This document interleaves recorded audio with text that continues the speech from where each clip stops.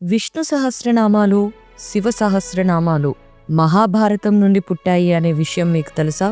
భీష్ముడు అంపశయ్య మీద ఉన్నప్పుడు ధర్మరాజుకి జ్ఞాన సముపార్జన కలిగించాలని శ్రీకృష్ణుడు చెప్పాడు.